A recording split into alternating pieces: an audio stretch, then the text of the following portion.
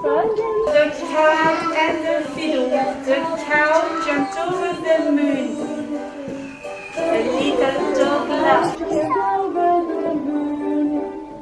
The little dog laughed to see such fun. The fish ran away with the spoon. The cow and the fiddle. The cow jumped over the moon.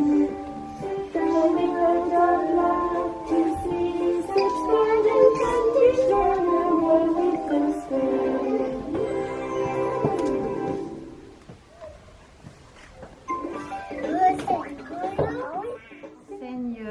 Les différentes matières qu'on propose en maternelle, c'est-à-dire tout ce qui touche le langage oral, le langage écrit, les activités au niveau de la découverte du monde, les activités qui sont en lien avec les mathématiques, voilà, pour les préparer plus tard à l'école primaire. Par rapport à la question de la pédagogie, ce serait plutôt que bien comprendre que c'est par le corps, on passe toujours par le corps, par des jeux et ensuite on abstrait la notion en fait. Il y a une section où on commence à découvrir que le mot est décomposé en syllabes. On part toujours du corps de l'enfant, faire un petit jeu pour qu'il puisse sauter dans des cerceaux à chaque fois qu'il prononce un mot, pour bien comprendre que le mot est constitué de syllabes. Une fois qu'on est passé par le corps, on va passer par des jeux où on manipule les petits jetons à déplacer. Et une fois que tout ça est acquis par le jeu, on passe vraiment à l'abstraction de la notion avec une fiche.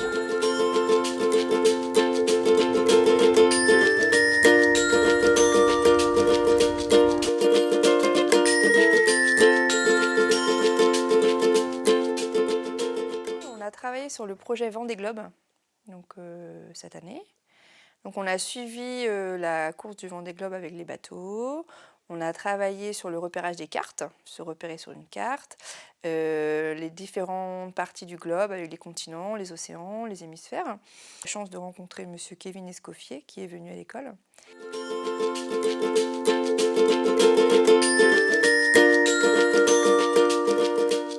Alors, dans ma classe, donc comme les enfants sont quand même de jeunes enfants au début du primaire, je travaille beaucoup en atelier, donc en atelier jeu. Là, en fait, là, il y a des mots et on doit les assembler ensemble. C'est le domino des mots. Oui, c'est le domino des mots.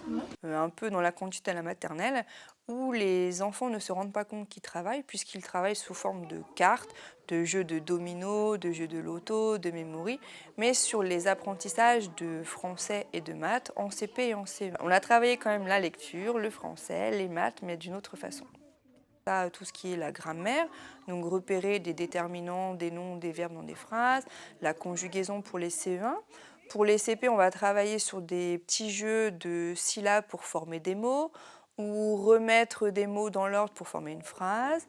En mathématiques, on peut travailler sur la décomposition des nombres avec dizaines et unités, sur les différentes opérations, des exercices de calcul mental, de rapidité. Donc voilà, c'est plein de petites boîtes de jeux qu'on utilise.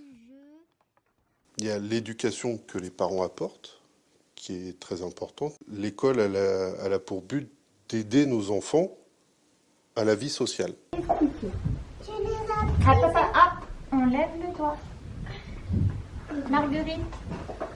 Tu les as prises et après, Tu les as pris. tu les as pris, Où est-ce que je les ai mis? tu l'as mis sur qu'une corde. À leur donner les bases pour bien réussir dans la vie. Le travail d'enseignant, il consiste effectivement à mettre les enfants en activité, à les rendre actifs dans leurs apprentissages, à les rendre autonomes, à leur donner le sens des valeurs. Ça lui ouvre déjà l'esprit sur autre chose. Il se rend moins compte qu'il travaille en faisant des projets autres, des projets extérieurs. Et on a travaillé aussi beaucoup en éducation civique sur l'entraide, le partage, comme les skippers ont pu aussi s'entraider au long de la course.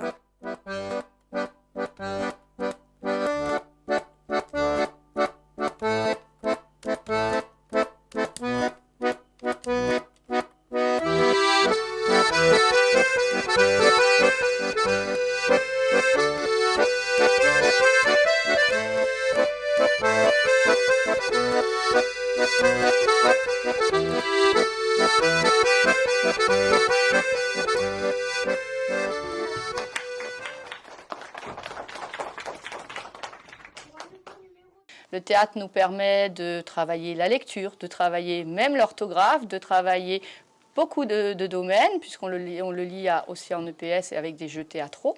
Une pièce de Fanny Joly qui s'appelle Super Gnognotte.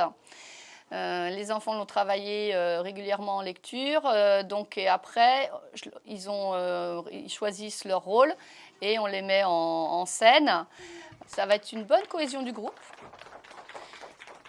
Ça va être un facteur peut-être pour mettre en scène d'autres choses, pour prendre la parole en classe, pour s'affirmer.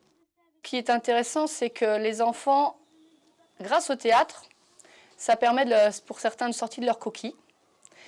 Et comme on leur donne confiance, ça permet de prendre du plaisir. Il y a beaucoup de plaisir puisque on grandit petit à petit, tous ensemble, même les enseignants. Si j'écris le mot oiseau, est-ce que les CP essaieraient d'écrire, pourraient essayer de me dire comment ils écriraient le mot oiseau? Il y a des propositions, hein. Donc, le OI. Oie, tu l'écrirais OI. Je suis d'accord. Laissez-le. Alors, oiseau. Alors, tu choisis un S pour le son. Dans le mot oiseau, mis à part le Y, vous avez toutes les voyelles de l'alphabet. C'est un moyen de s'en souvenir très facilement.